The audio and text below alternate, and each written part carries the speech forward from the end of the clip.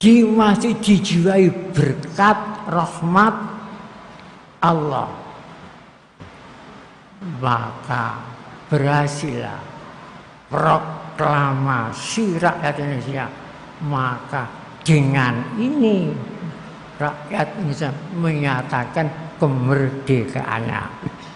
Bukan kemerdekaan RI, kemerdekaan bangsa.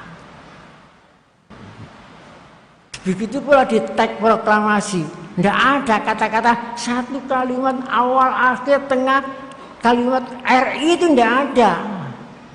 Kemerdekaan bangsa itu yang ada.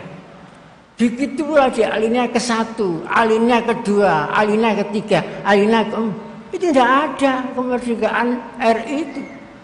Yang ada kemerdekaan bangsa. Tapi kalau seakan-akan konsensus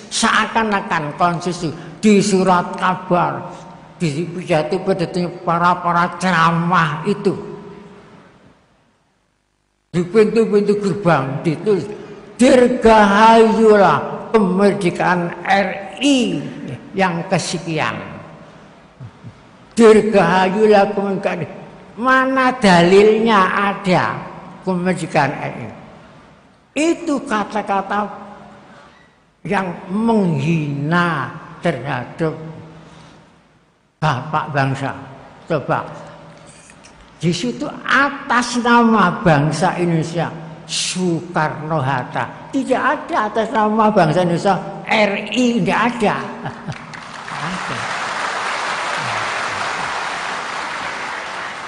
Jadi kalau kemerdekaan RI ini mengkubur nama bapak bangsa ini, dikubur.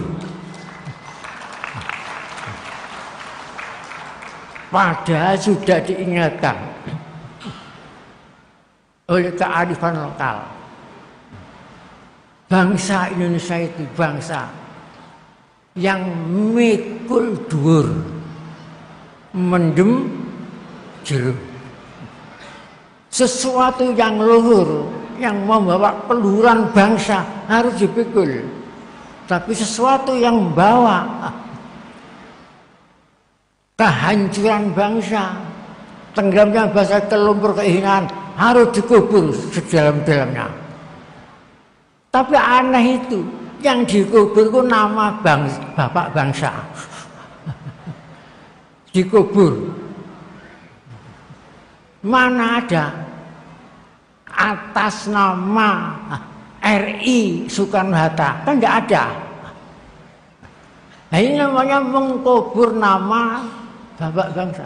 Bukan itu saja yang dikubur. Bangsa Indonesia pun terkubur oleh kata-kata kemerdekaan RI, terkubur. Kenapa? Kalau 17 Agustus itu kemerdekaan RI, RI kan negara.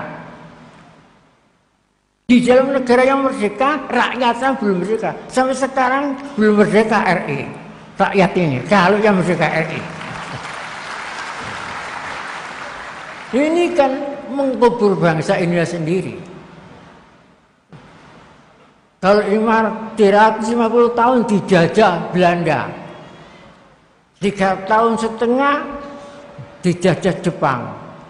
Kalau sampai 17 sampai itu tetap belum merdeka. Yang jajah siapa?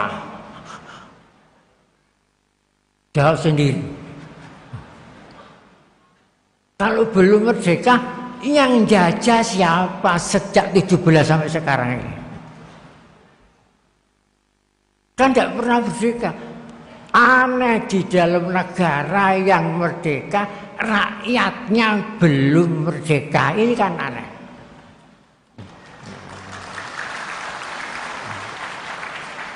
Pikirlah yang jernih. Pikir. Begitu pula, bukan itu saja yang terkubur. NKRI pun terkubur. Dengan kata-kata kemerdekaan RI itu. Kapan RI dijajah? Kalau 17 Agustus itu kemerdekaan RI, yang dijajah itu RI. Padahal RI tidak pernah dijajah. Apa RI itu hadiah dari sekutu? Itu sama saja memperkuat tuduhan bahwa RI itu hadiah dari sekutu. Memang yang menang perang dunia kedua itu ya sekutu. Tapi tidak ada dalam sejarah kalau RI itu hadiah persenan, itu tidak ada. Perjuangan dengan sungguh-sungguh. Baca sendiri di alinea kedua. Dan perjuangan pergerakan kemerdekaan Indonesia telah sampailah kepada saat yang berbahagia dengan selamat sentosa mengantarkan rakyat Indonesia ke depan pintu gerbang kemerdekaan negara. Belum masuk gerbang, masih di depannya. Lu kok diarani kemerdekaan RI ini loh. Belum masuk, masih di depan pintu gerbang. Jadi belum masuk. Tapi seakan-akan konsensus di surat kabar, di majalah-majalah, ditulis-tulis pintu-pintu gerbang. Dulu pernah waktu 17 Agustus saya di Jakarta, saya masuk Istiqlal, ada tulisan begitu.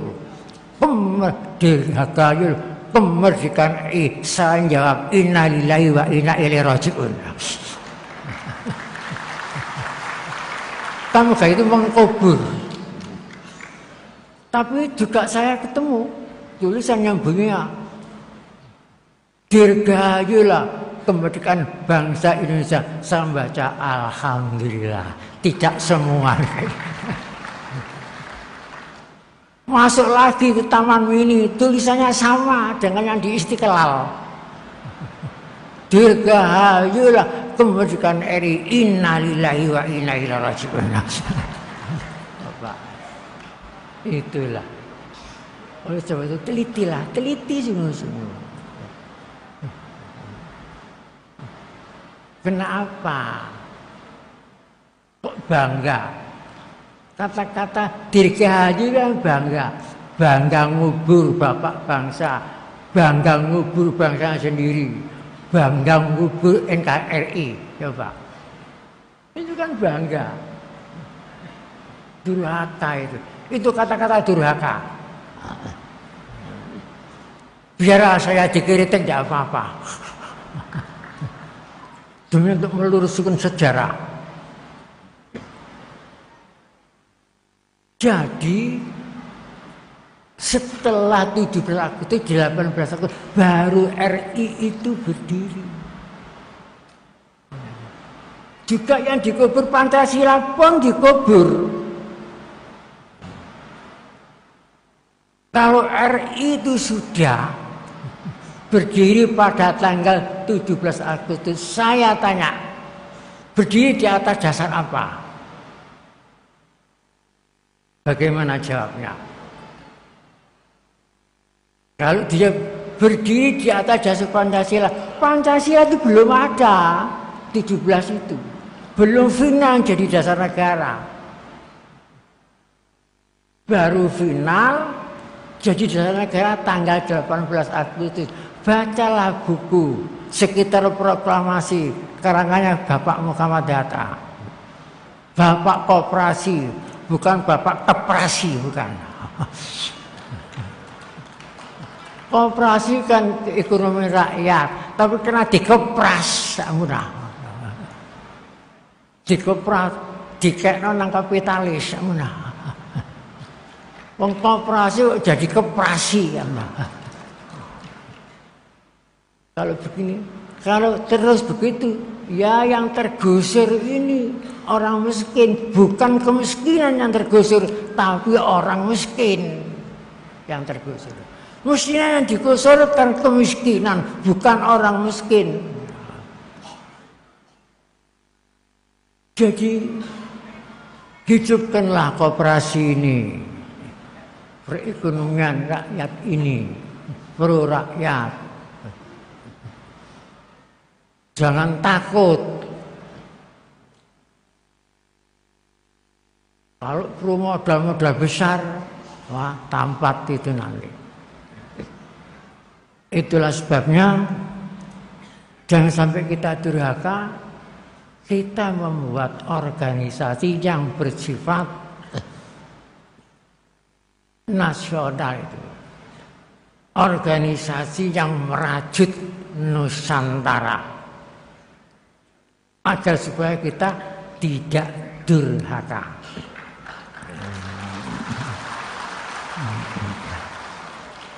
Yang tidak cinta tanah air durhaka, dosa besar. Itu nanti kelihatan. Fa insya Allah nanti kalau sungguh-sungguh organisasi terus eksis, nanti kelihatan. Siapa yang cinta tanah air yang sejati, siapa yang epok-epok.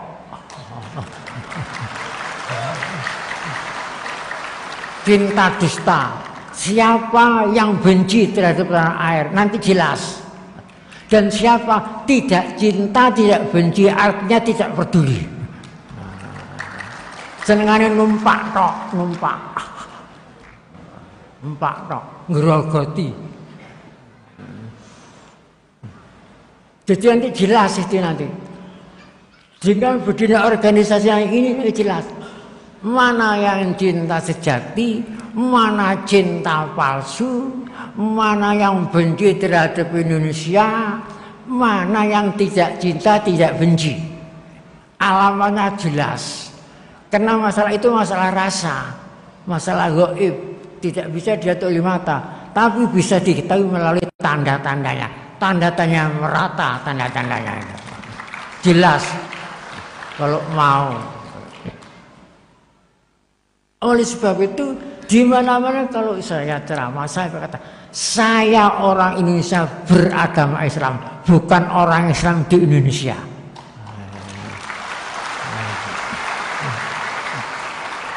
Jadi mestinya begitu, apapun agamanya, kalau orang Indonesia tonjolkan saya orang Indonesia beragama ini, beragama ini. Sebab bagaimanapun kalau merasa orang Indonesia mesti peduli terhadap Indonesia. Tapi kalau cuma saya orang Islam di Indonesia, itu tidak peduli terhadap Indonesia, tidak peduli. Begitulah. Saya tekad terus, apapun risikonya, saya tetap akan cinta dan memperjuangkan sampai titik darah penghabisan.